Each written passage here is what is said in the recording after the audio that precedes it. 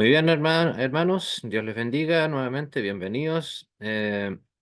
Y comenzamos ahora en nombre del Seminario Iglesia Cristo Wells Internacional, la novena clase de este curso Historia de la Iglesia y de nuestras confesiones. Hoy vamos a tratar probablemente de las confesiones del libro de Concordia menos estudiada y de hecho menos conocida, que es el llamado Tratado sobre el Poder y la Primacía del Papa.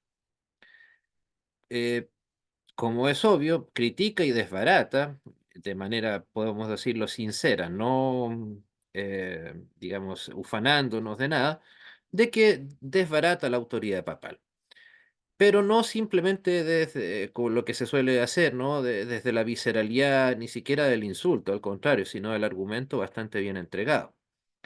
Este texto es de 1537 y ya hasta solamente por su solo título lapida cualquier intento de reconciliación con el Vaticano.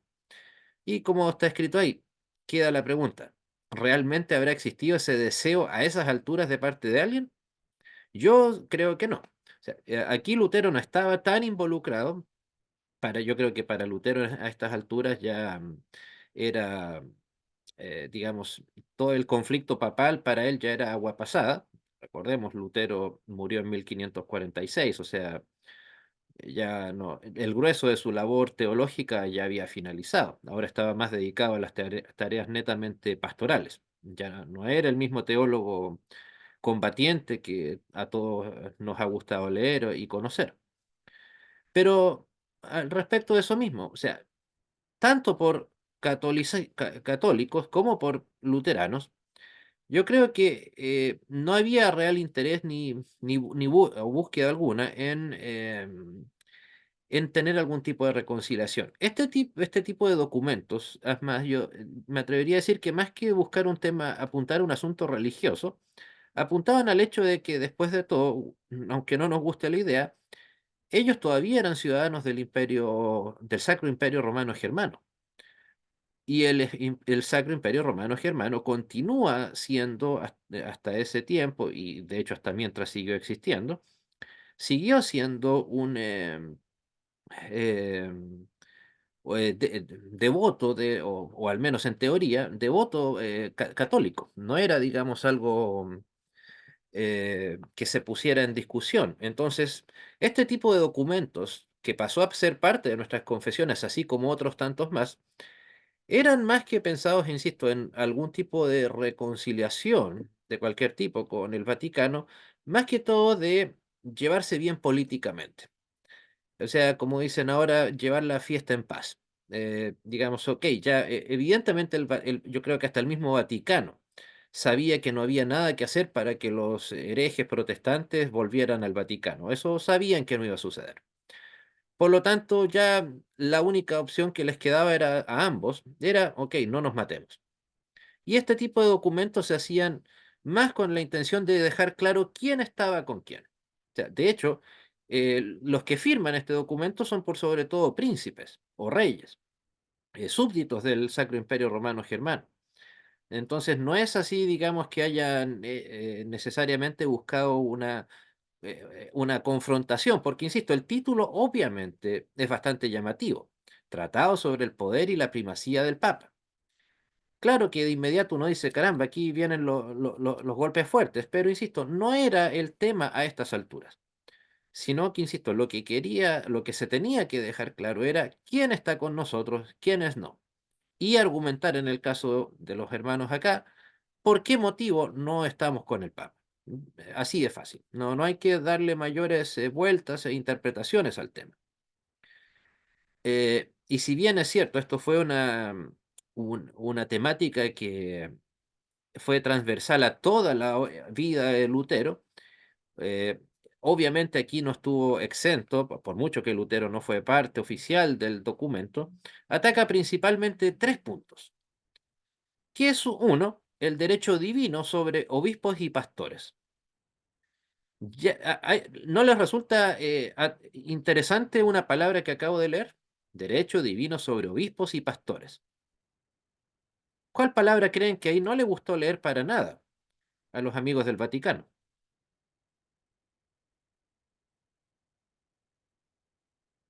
Pastores, Divino. pues. No, no, eso no estaba en discusión, sino el hecho de que se esté hablando de pastores y no de sacerdotes o presbíteros, que es el concepto católico.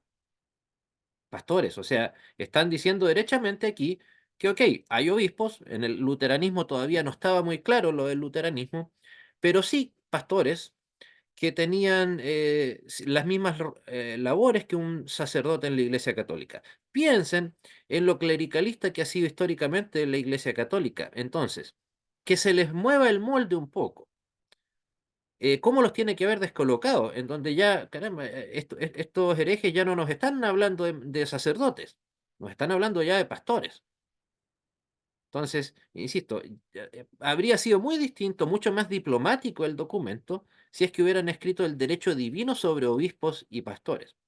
Evidentemente el Vaticano nunca le ha hecho asco al concepto de derecho divino sobre obispos y sacerdotes. Es parte de su esencia creer que tienen ese derecho. No existiría el Vaticano como lo conocemos si no se creyeran ellos esa fantasía de tener un derecho divino al respecto. En segundo punto está el derecho también divino a conferir y quitar reinos terrenales. Esto es algo que podríamos decir es una de las primeras piedras para algo que es tan valorado hoy en día, que es la separación entre quién, iglesia y Estado, pues. Quita el derecho divino del Papa, obviamente, a conferir, a dar o quitar reinos terrenales, o sea, imperios, reinos, etcétera. Aquí ya se está diciendo, no, este derecho ya no es tan así como usted, señor vaticanista, lo gusta. No. Se está planteando como un tema a debatir. O sea, recuerden, el Vaticano hasta el día de hoy, el único motivo por el cual no nos manda a la hoguera es porque no tiene el derecho legal a hacerlo. Pero las leyes de la Inquisición están ahí. No han sido anuladas. O no se han puesto leyes o decretos papales posteriores que digan, ok, estuvo mal quemar a estos herejes protestantes y ahora no los quemamos. Estuvo mal. No. Han habido algunos guiños, algunos retoques así, pero nada realmente sustancial. Pero insisto, para el Vaticano, en esencia, eh, debe conferir, el Vaticano debe en esencia, parte de su labor es esa, conferir, dar o quitar reinos terrenales. ¿Por qué? Porque ellos obviamente no creen en la separación iglesia y Estado.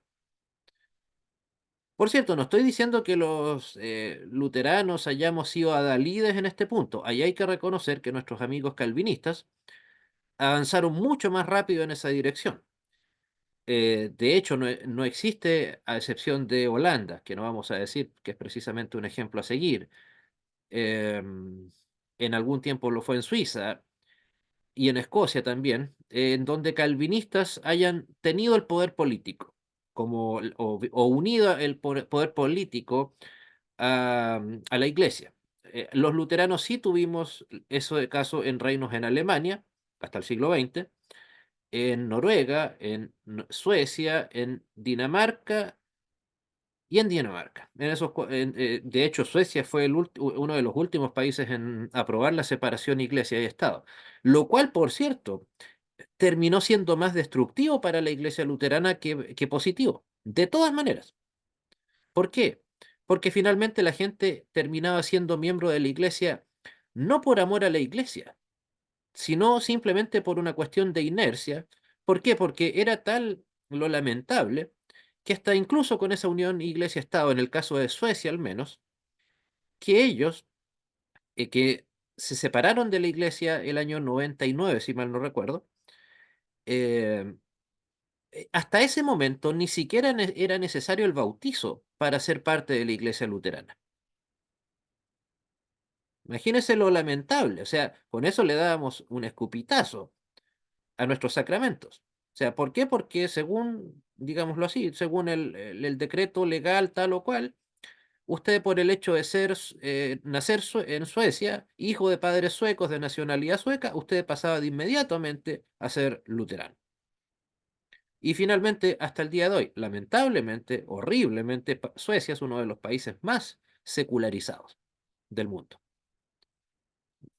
Recuerdo que cuando estudiaba en el seminario tuve que hacer una investigación en sociología sobre qué era de, por ejemplo, en el caso mío me lo encargaron por ser luterano, a un amigo, o sea, a un compañero de seminario que era calvinista hizo lo mismo, pero qué pasaba con las iglesias que eran más emblemáticas en los países en donde dichas iglesias eran más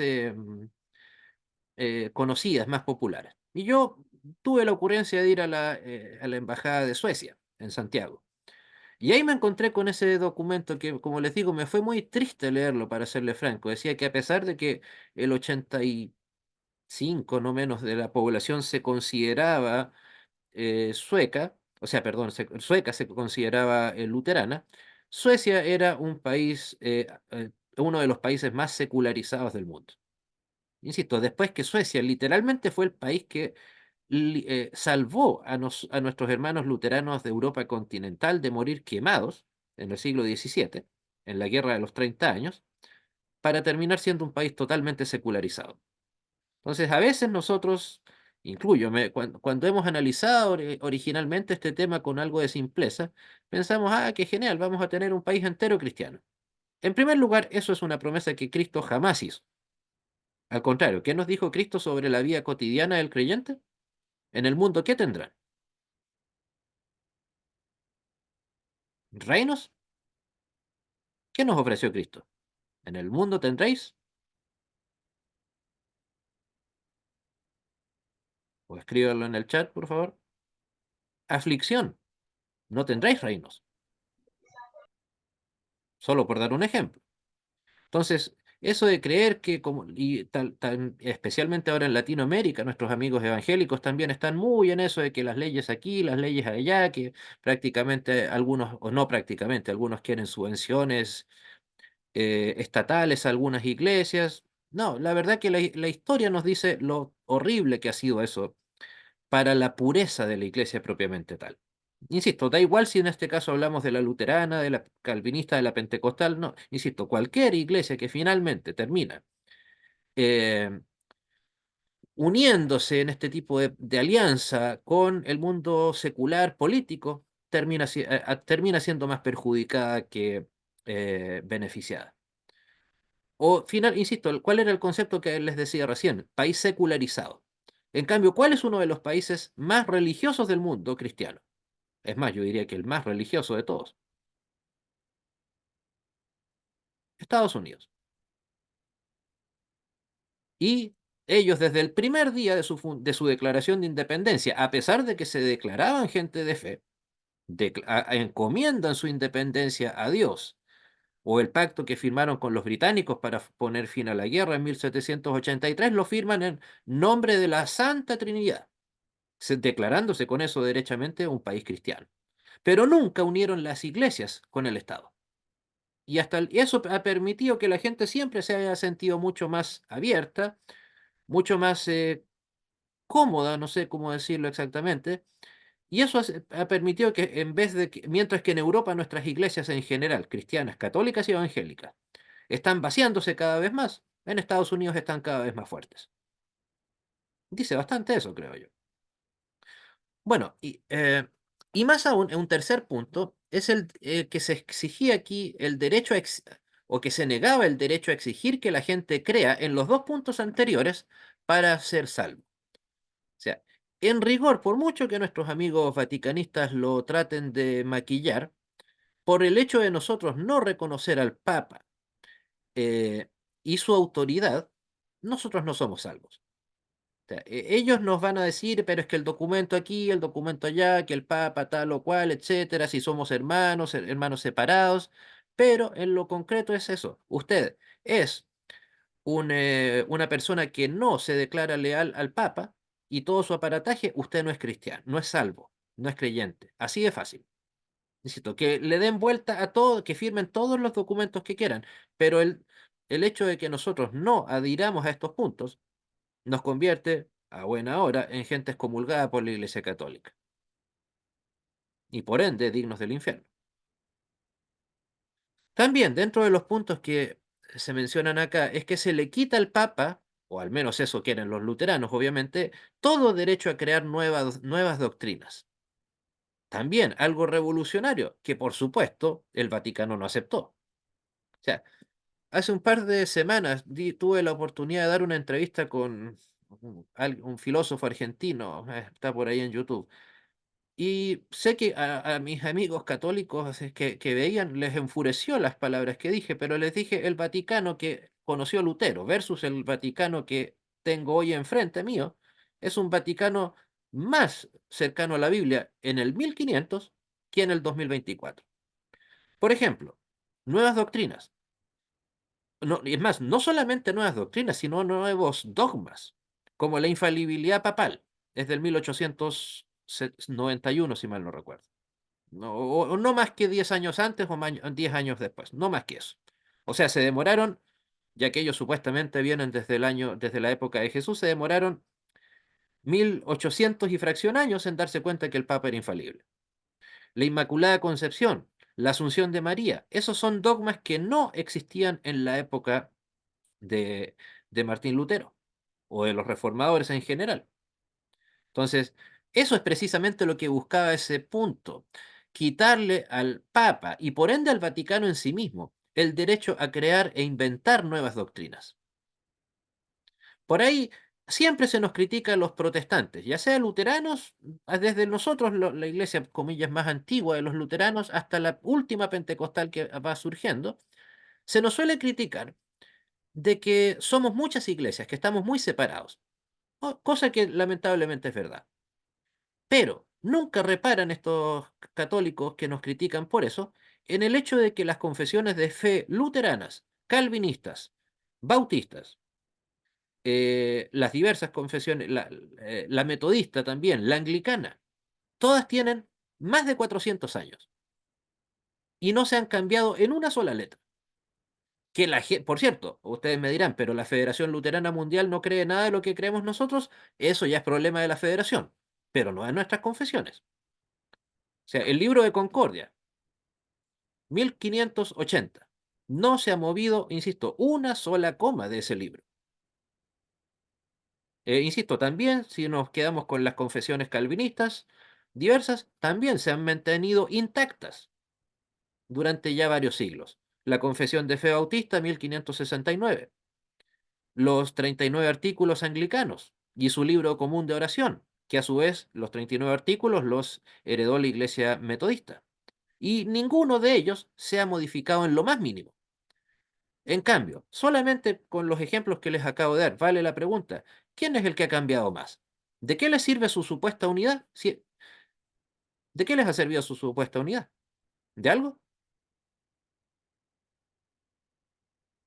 Evidentemente que de nada. Insisto, nuestras confesiones hablan por sí solas. O, insisto, esa es la diferencia en que si usted o yo quiere cambiar o no está de acuerdo con nuestras confesiones, o por ejemplo, ya que tengo el honor de conocer al presidente mundial de nuestra iglesia, el reverendo Thomas Nass.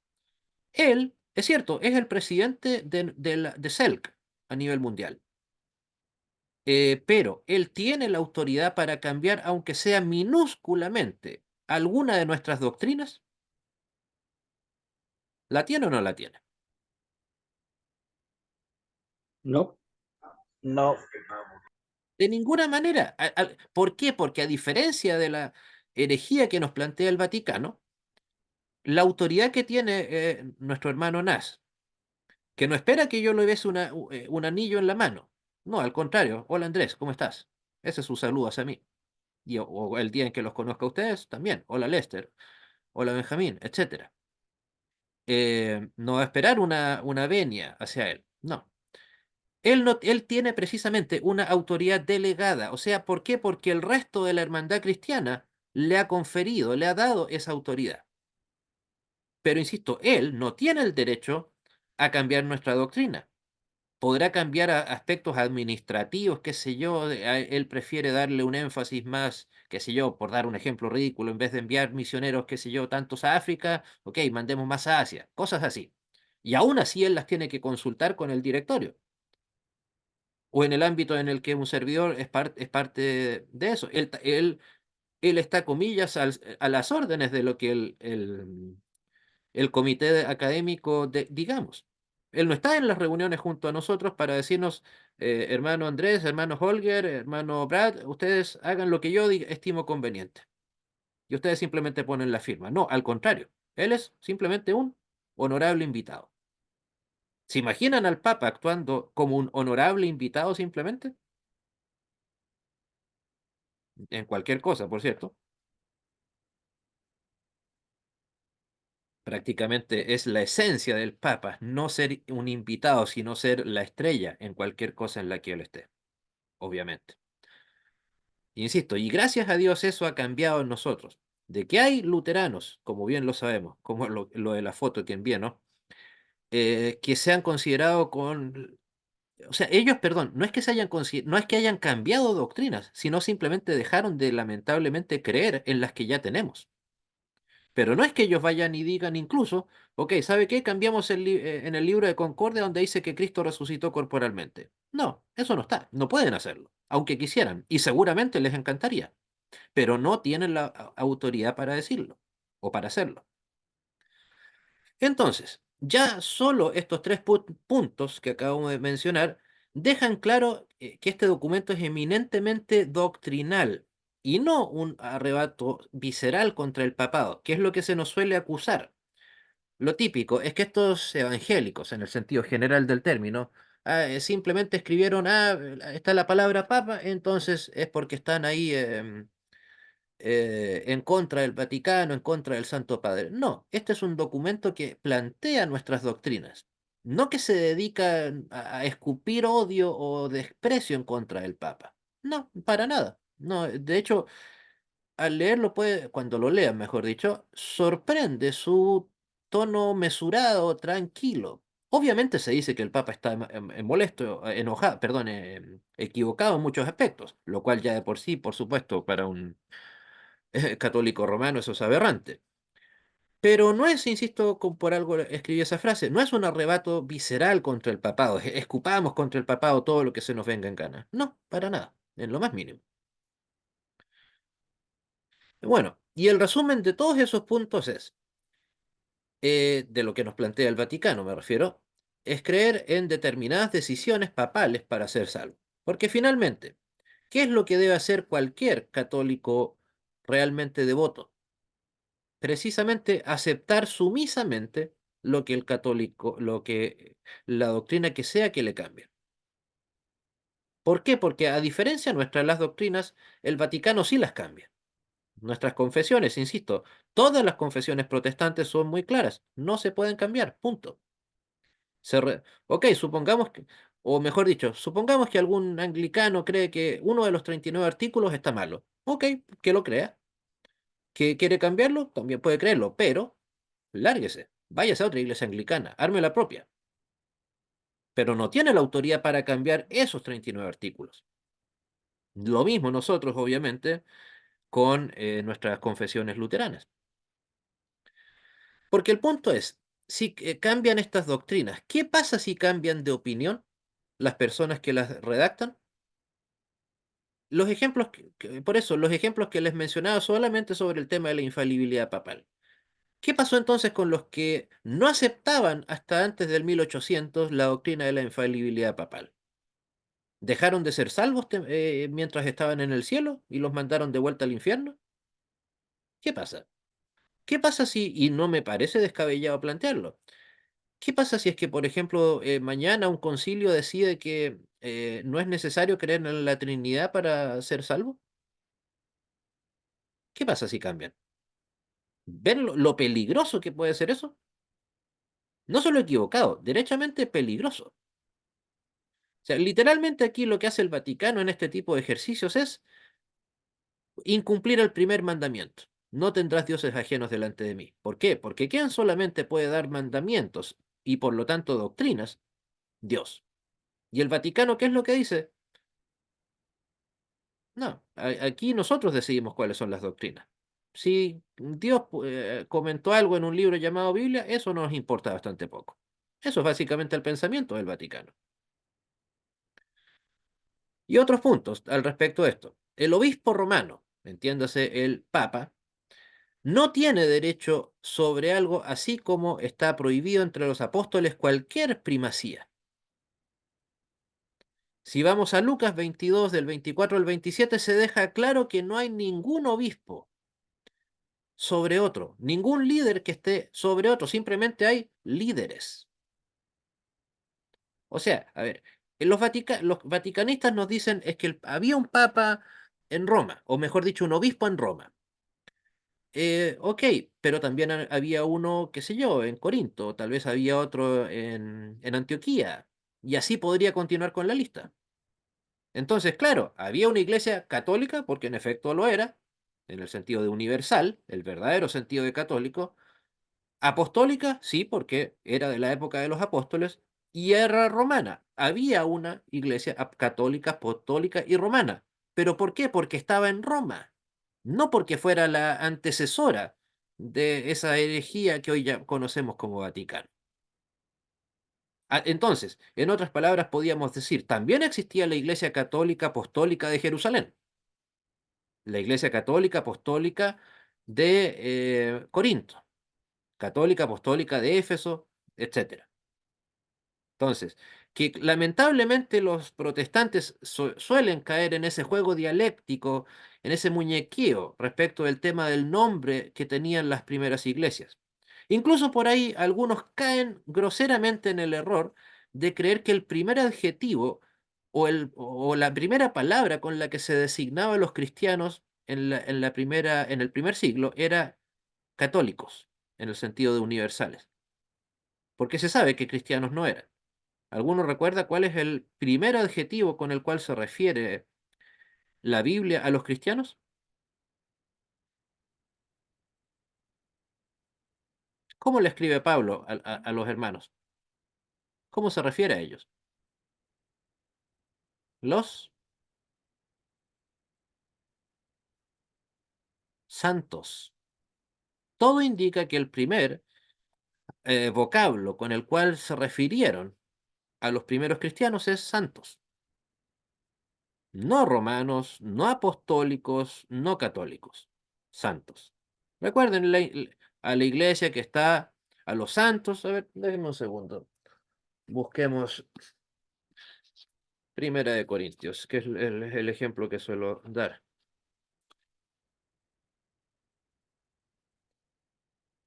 A la iglesia de Dios que está en Corinto, santificados en Cristo Jesús, llamados santos. Más que eso, insisto, estamos hablando de Corinto, o sea, una de las iglesias más importantes en su momento. O sea, santos, recuerden, no entiendo por qué lamentablemente muchos protestantes y evangélicos, tal vez en nuestra propia iglesia, cometen ese error de olvidar el hecho de que no fue católico el primer adjetivo para referirse a los cristianos, sino fue santos, apartados. ¿Pregunta, hermanos?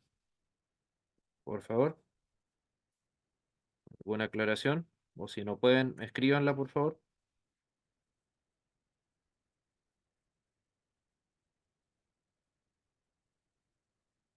Bueno. Entonces, siendo así, el tema papal no es sino solamente una otra muestra, de entre tantas, de la tosudez del Vaticano en no renunciar a dicho supuesto lugar de primacía, de considerarse los más importantes. ¿Por qué? Como está ahí en mayúscula, por favor tomen atención a eso. Sin la primacía papal en Roma y sus supuestos argumentos, el Vaticano no tiene autoridad alguna. Después de todo, basta con ver la historia para darse cuenta que lo único que sustenta todo el aparataje del Vaticano es su supuesta autoridad histórica y apostólica. Y por eso ellos se creen con la capacidad de poder cambiar doctrinas, modificar dogmas, y considerar que, lo que hace en esencia el magisterio. Recuerden, para el magisterio, toda decisión que el magisterio toma es infalible, por esencia, por definición, por derecho propio. Entonces, si nosotros logramos dejar claro, o al menos partir con tener nosotros claros para nosotros mismos, que el Vaticano no tiene primacía alguna, insisto, con eso el Vaticano pierde, y de hecho no lo, ¿por qué? Porque no lo tiene, simplemente estoy haciendo un ejercicio retórico. No tiene autoridad alguna. Todo está, ¿por qué? Porque todos ellos lo basaron en que Pedro fue el primer papa y que de ahí vino uno tras otro y llegamos hasta el siglo XXI, incluyendo León X, el papa que fue papa de otro, porque podían casarse entre medio, vaya, etcétera, etcétera. Insisto, es un tema no menor el hecho de que este documento esté en las... Uno podría decir, pero ¿y qué tiene que ver con la salvación por gracia, con temas como esos, los temas más contingentes de la época? El tratado, me refiero al tratado sobre el poder y la primacía del Papa. Tenía mucho que ver. O sea, lo poco que nos podía, comillas, unir con el Vaticano, aquí ya finalmente quedaba totalmente cortado. No hay autoridad papal sobre nosotros. Punto. O sea, me refiero hablando en los redactores de este documento. Y eso, insisto, los argumentos, como les digo, son realmente tan obvios que casi resulta pertinente de una escuela dominical tener que recordárselo a los amigos del Vaticano. Cristo envió a sus discípulos como iguales. Recordemos las palabras de la Gran Comisión y de hacer discípulos a todas las naciones. ¿Dijo a quiénes? ¿Dijo que unos tenían más importancia que otras? No. Y de hacer discípulos, todos, independiente de sus características. Los trató, de hecho, insisto, cuando los envió antes de la ascensión, no hizo ninguna insinuación, nuestro Señor Jesucristo, de que para el cumplimiento de estas palabras, habían algunos más capacitados que otros, que es básicamente lo que nos dice la primacía papal.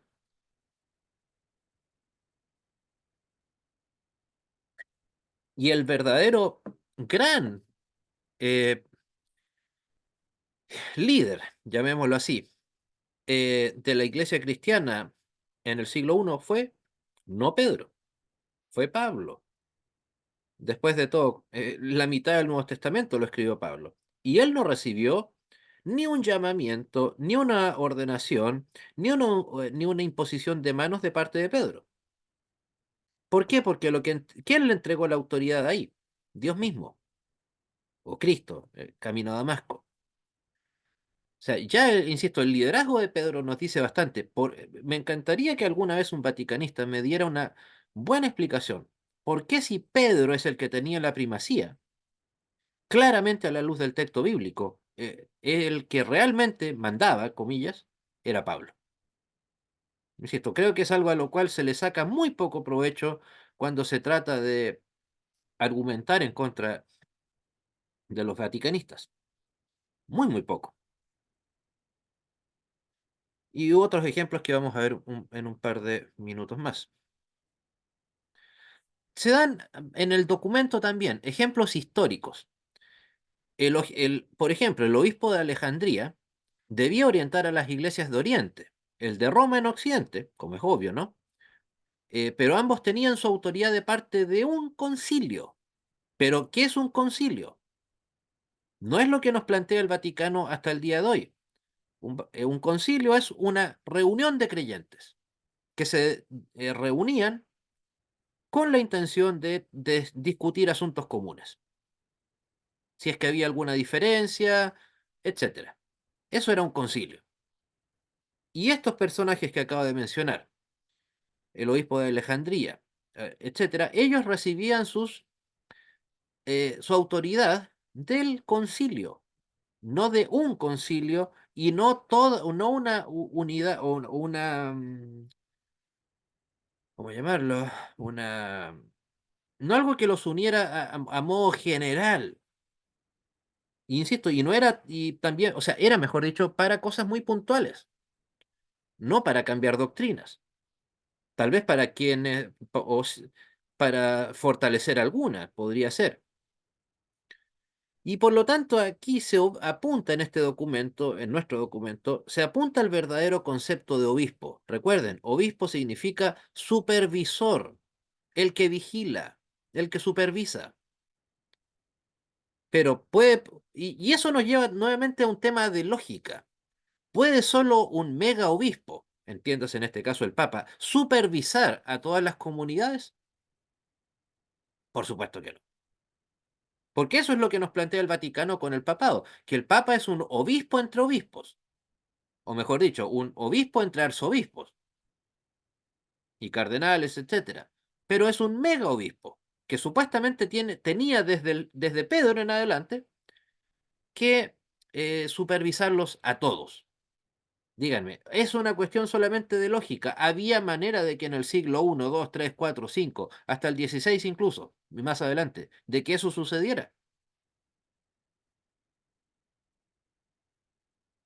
Hermanos, No, porque no había cómo transportarse, empezando por ahí en breve tiempo. claro, o sea, es más, es probable que muchas decisiones que se tomaban en un concilio, los del otro extremo del océano o del mar Mediterráneo, tal vez ni siquiera se enteraban, o porque no eran cosas importantes, no eran necesarias, o porque simplemente pasaba demasiado tiempo y tal vez los protagonistas del tema ya habían fallecido. Entonces, creer que ese estilo papal o episcopal papal que tenemos hoy podría extrapolarse al siglo I es simplemente absurdo. Pero insisto, ese tipo de argumentos ignoro el motivo, la verdad, o rara vez son dichos por parte de protestantes, y las pocas, pero los católicos nunca los toman en cuenta tampoco. Como que, insisto, es un tema de saber, no saber debatir como corresponde, siendo que es una cuestión tan evidente. No estoy hablando aquí de que entremos a analizar que el documento griego, que el verbo, la voz pasiva, la voz activa. No, simplemente una cuestión de lógica. Si el obispo era el que supervisaba, no podía haber ningún supervisor general al estilo de que nos plantea el Vaticano. También hay que tener en cuenta que de los llamados concilios, muchos fueron convocados, perdón, y presididos por personas que no eran papas. Varios lo han sido. Por ejemplo, el Concilio de Constanza, que fue en donde se condenó a muerte a la hoguera a uno de los llamados prereformadores. ¿A alguno se ocurre quién fue? En 1415, si mal no recuerdo.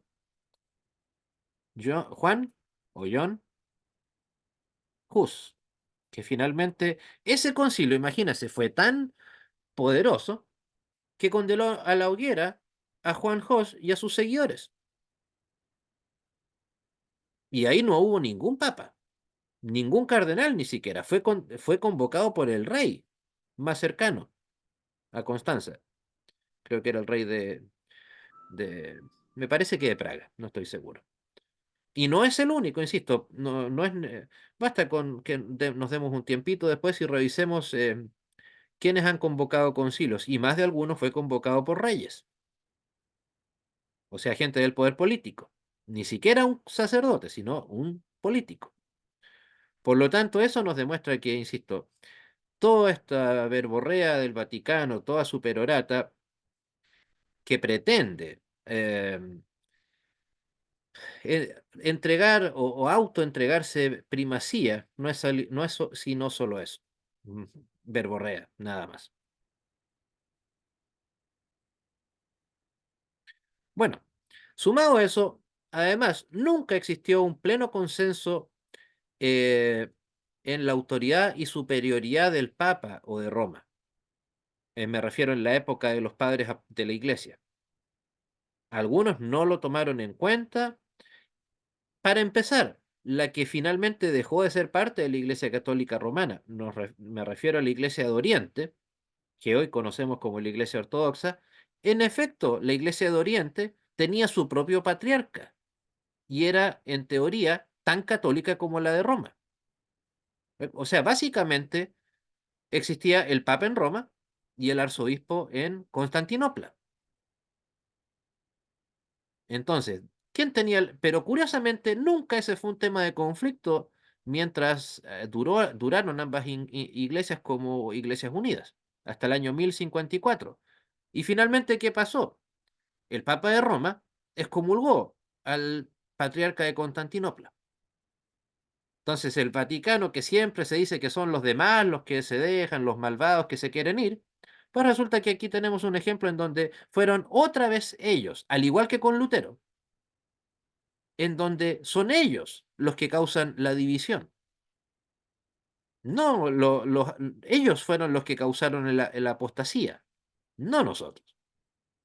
Pero piensen, la Iglesia de Oriente, o sea, más de la mitad del cristianismo de su época, no aceptaba al Papa como su autoridad, pero seguían siendo tan católicos, apostólicos romanos como cualquiera.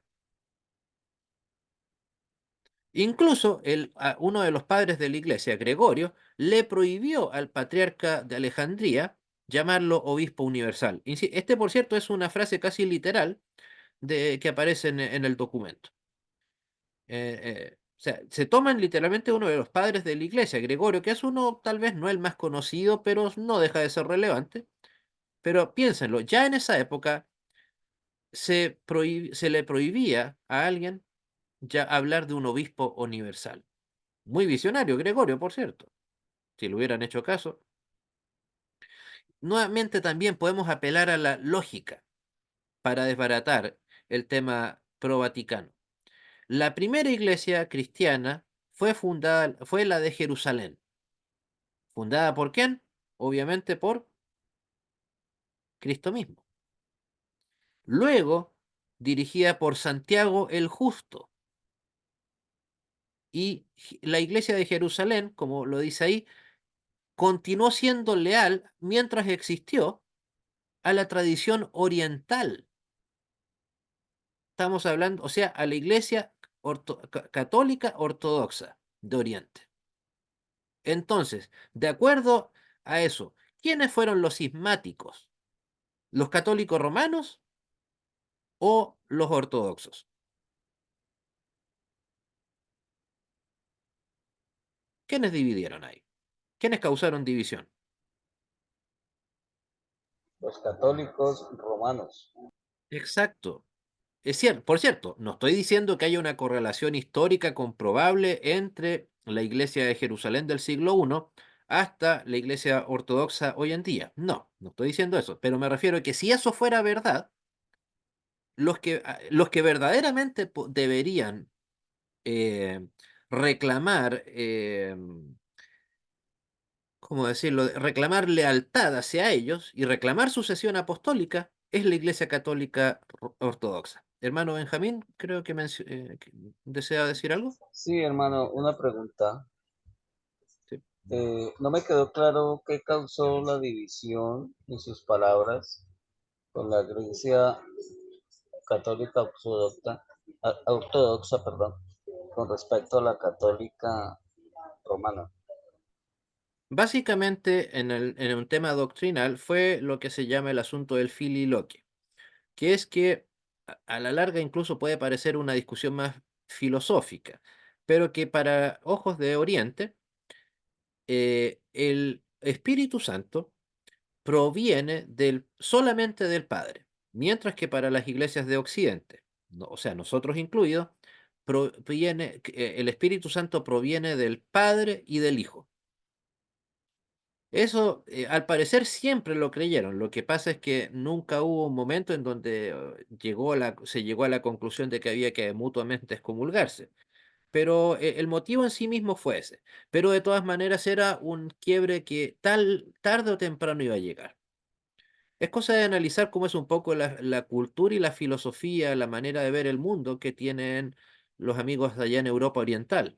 Todo es mucho más místico, todo tiene mayor significación, versus el mundo occidental, más aún en esa época, que era más pragmático. O sea, son maneras totalmente distintas de ver el mundo. pero por lo tanto, ya sea por un tema cultural, ese quiebre se iba a producir en algún momento, insisto, que llevó a cabo finalmente el año 1054, el cisma de Oriente. Pero el problema teológico propiamente tal fue ese. ¿De dónde proviene el Espíritu Santo? ¿Solamente del Padre o del Padre y del Hijo? Por eso, de hecho, es que la Iglesia Ortodoxa no acepta el credo atanasiano, que dice la frase que procede o proviene, no del Padre y del Hijo. No, entonces, por ese motivo, ellos no aceptan la, la, la doctrina, o sea, perdón, el credo atanasiano. Pero, y por cierto, valga el paréntesis, digamos, si tuvieran que ponerme una pistola en el pecho, ¿qué iglesia y decir qué iglesia es más cercana a la Biblia luego de la nuestra? Digamos, dejando el mundo protestante, por lejos la ortodoxa romana, católica ortodoxa. O sea, el Vaticano, digamos, no hay nada. Bien sabemos lo que pasa con el Vaticano. En cambio, sí, en cambio, la Iglesia Ortodoxa no tiene las mismas herejías que tiene hasta el día de hoy el Vaticano. Nunca tuvieron una Inquisición, por ejemplo. Nunca vendieron indulgencias al estilo del 1516 en adelante. No tienen a un papa infalible, etcétera, etcétera. Insisto, pero si se trata de una cuestión, no olviden eso, netamente histórica. El primer papa, o sea, perdón, la primera iglesia fue la de Jerusalén, fundada por Cristo y continúa su dirección por parte de Santiago el Justo. Y Jerusalén es parte de la tradición oriental. Eso es algo que, insisto, desde Bergoglio hacia abajo, ningún católico puede negarlo. Entonces, insisto, si se trata de alguna iglesia que nos quiera reclamar, ustedes deben pertenecer a nuestra sucesión, esos son los ortodoxos, no el católico romano. Eso, insisto, suponiendo que exista la supuesta sucesión apostólica eh, históricamente hablando.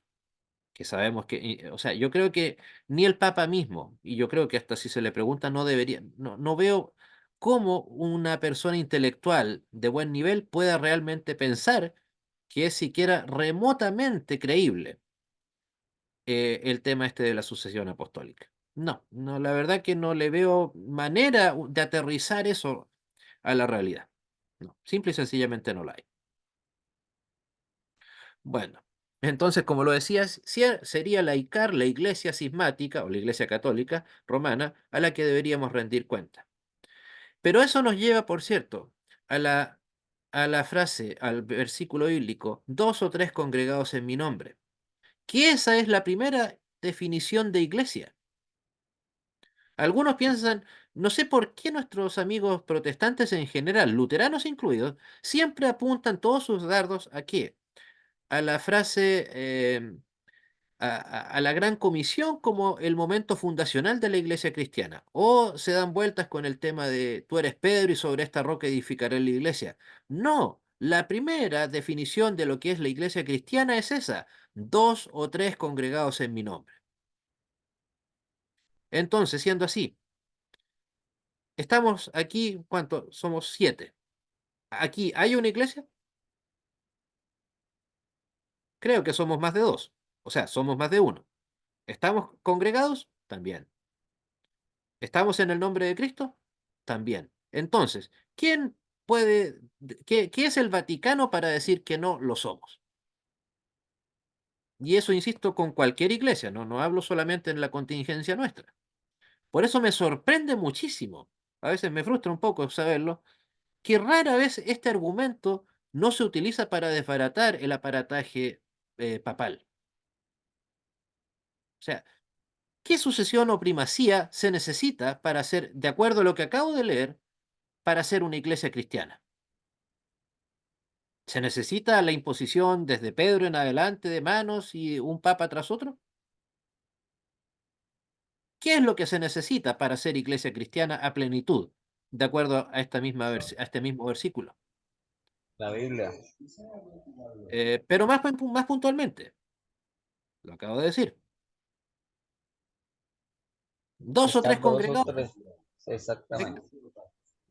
O sea, entonces, ¿qué papa? O tomándonos de las palabras de Lutero, ¿qué papa, qué concilio?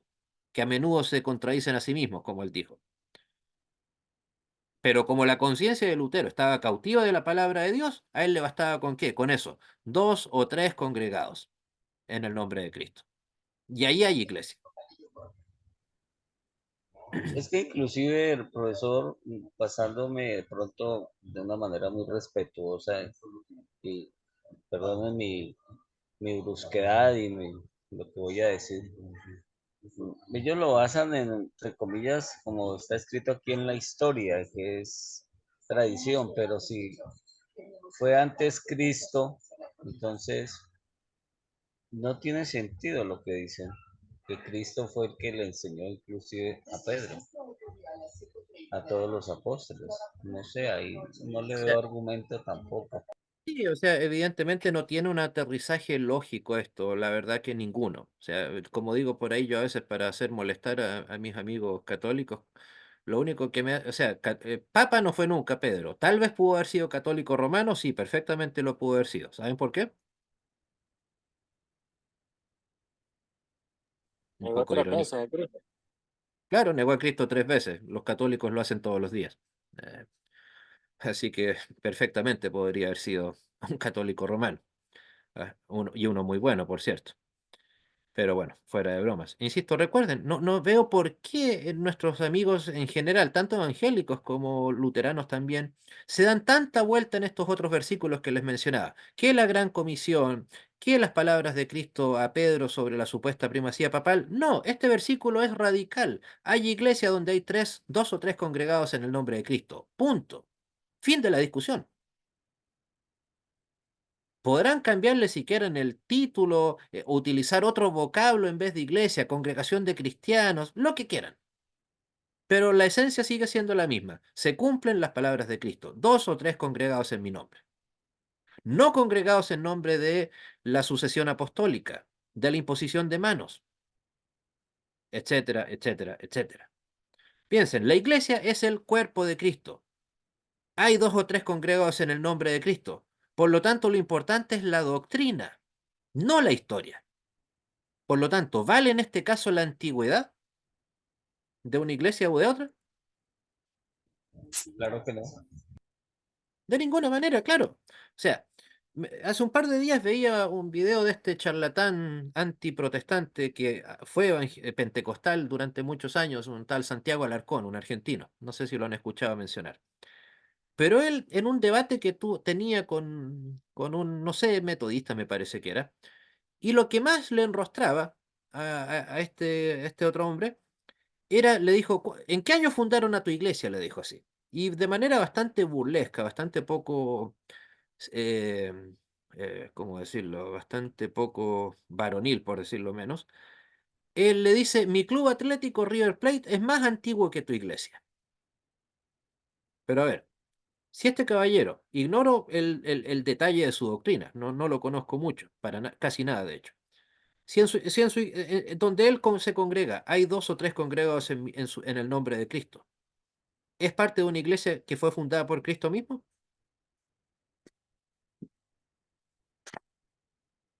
En la medida en que guarden la doctrina cristiana, por cierto. ¿Lo hay o no lo hay? ¿Qué importa si un equipo de fútbol es más antiguo que esa iglesia?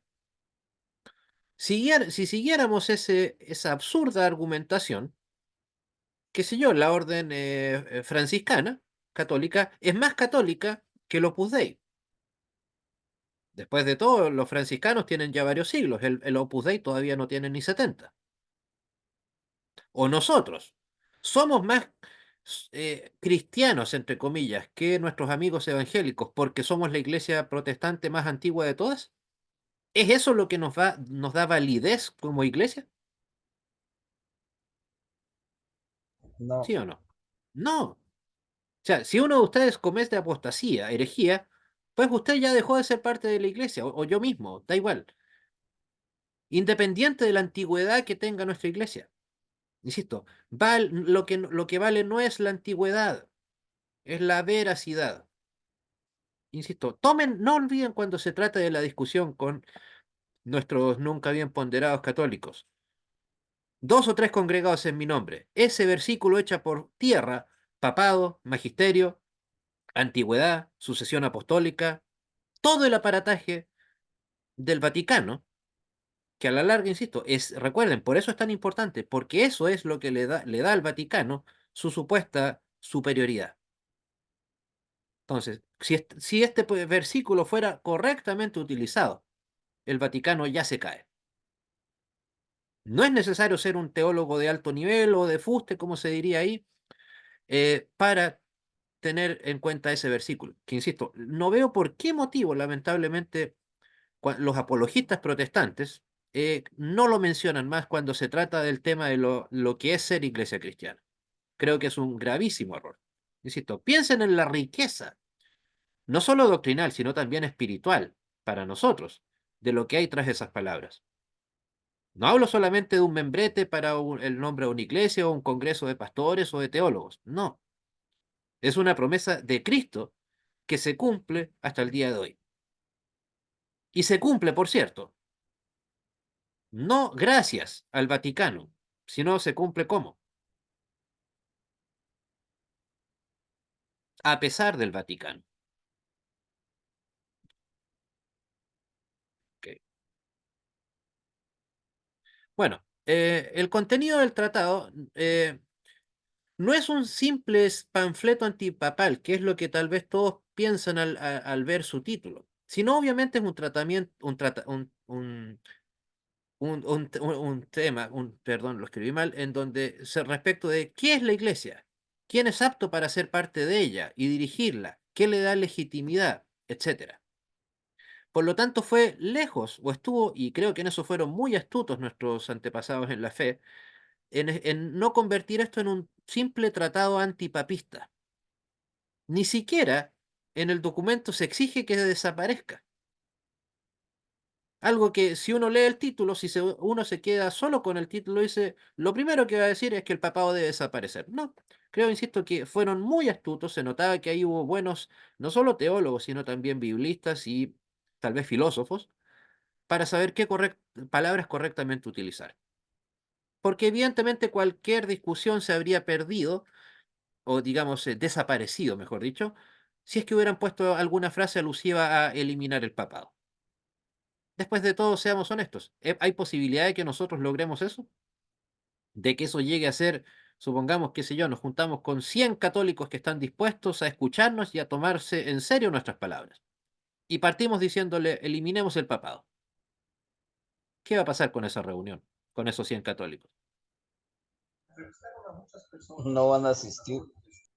O se van, o si están, se van a ir. Pero no va a tener sentido alguno. Entonces, hay que saber bien a veces la dialéctica con la que nos manejamos. Es cierto, creemos en la herejía, creemos que existen herejes, pero eso no quiere decir que haya que disparar los balazos en cada ocasión a discreción cuando nosotros creamos que tenemos la razón, aun si es que la tengamos. Hay que ser prudentes, recuerden. Lutero también era muy duro en su pluma, pero cuando tuvo que ser prudente, lo fue. Bueno, insisto, los argumentos que van a encontrar cuando terminen de leer este documento son más que razonables y atendibles. No son insisto, un documento visceral que uno diga, caramba, que se les pasó la mano a estos amigos. No, de ninguna manera. Y recordemos ese punto nuevamente, el dos o tres congregados en mi nombre fortalece la doctrina que tanto detesta el Vaticano, el sacerdocio universal de los creyentes. O sea, si nosotros, luteranos confesionales, abandonáramos un milímetro esa doctrina, sería realmente, creo, una catástrofe para nosotros. Porque es una de las bases fundacionales de nuestra iglesia. De que no necesitamos ahí, en este caso, Bergoglio. No necesitamos a sus representantes, cardenales, etcétera. ¿Por qué? Porque usted y yo somos sacerdotes ante Cristo. Por algo, insisto, se rompió el velo, como lo vamos a recordar en un par de días más. Insisto, eso, más allá del significado netamente religioso, ceremonial que tuvo, Piensen en toda la importancia que tuvo el hecho de que Cristo haya dejado de estar, o Dios, perdón, haya dejado de estar exclusivamente ahí en, en el lugar santísimo y que se haya roto el velo. Creo que también cuando se trata del estudio de lo relacionado con Semana Santa, no le sacamos el provecho suficiente a algo tan fundamental como eso. Pero precisamente eso fue el primer pie para que exista por nosotros, y creo que por todo evangélico en general, tan valorado sacerdocio universal de los creyentes. Que guste o no a nuestros amigos no católicos, es una de las primeras piedras indirectas tal vez, fundacionales de qué? De la democracia. Así, porque después de todo, si yo me puedo entablar en directa relación con Dios, ¿por qué no voy a tener esa misma manera de enfrentarme con mi líder político? Mi otro compatriota es tan ciudadano como yo, tiene los mismos derechos que yo. ¿Por qué? Porque en este caso la ley nos da ese derecho a todos. En este caso, en el caso de ahora, es Cristo quien nos está diciendo, ustedes dos o tres congregados son igualmente creyentes. Ninguno es más importante que otro. Lo que hemos repetido hasta el hartazgo, o eso espero. Tenemos diversos dones, pero ninguno es superior a otro. ¿Alguna pregunta, hermanos?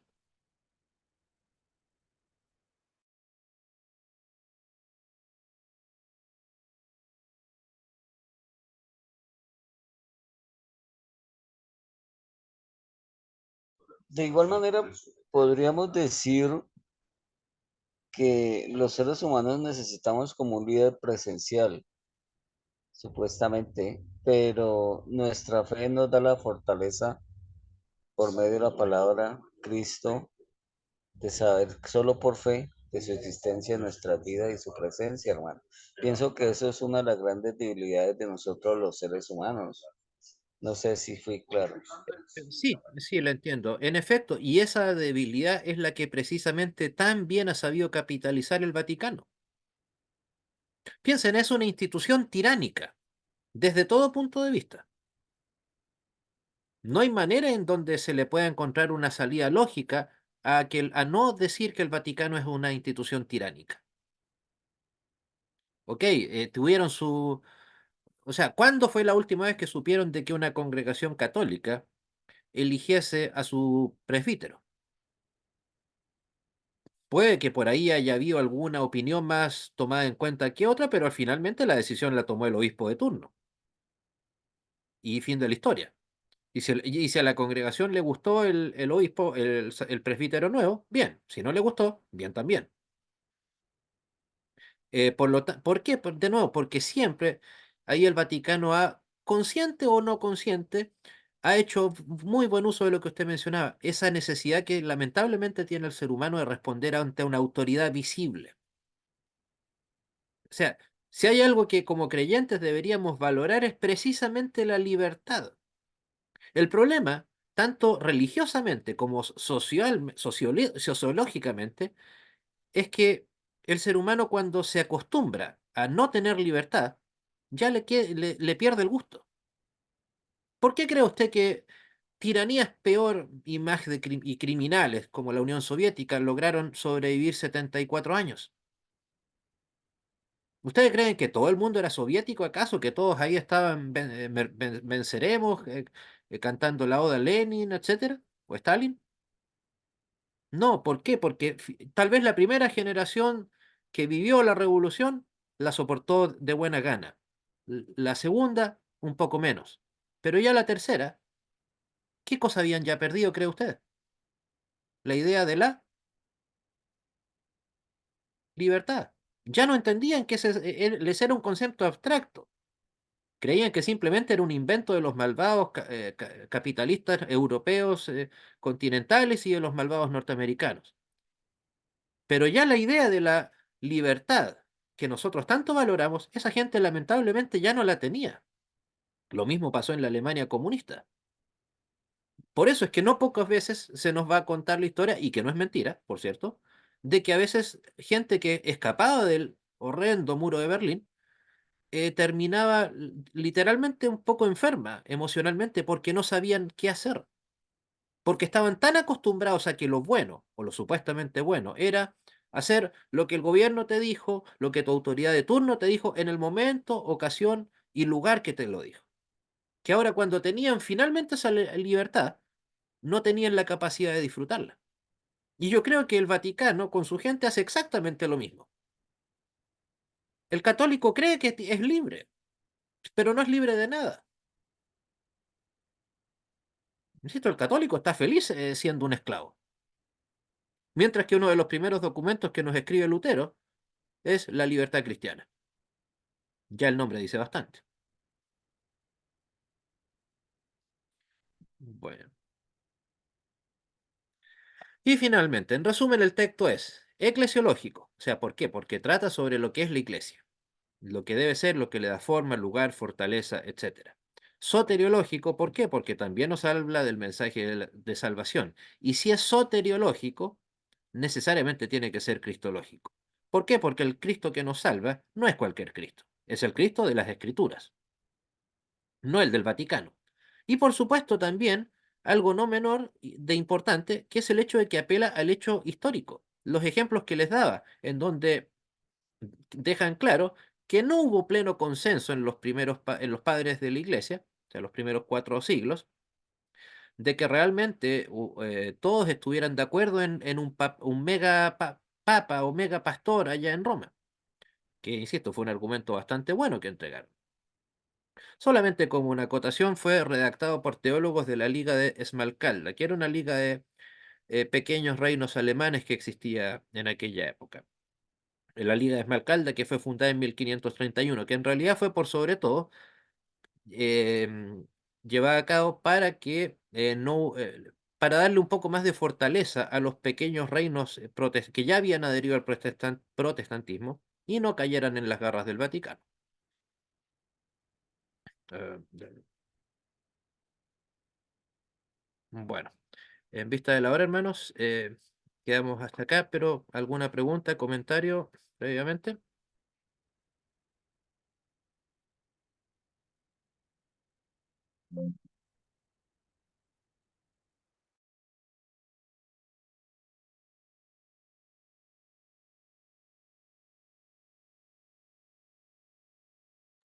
¿No?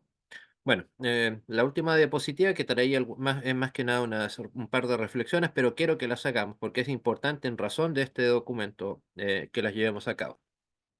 Aunque de todas maneras, bueno, ahí se las voy a enviar por escrito para que las puedan, insisto, tener revisadas, aunque sea pensadas, no, no que me escriban algo, sino para que las tengan para meditarlas para este jueves.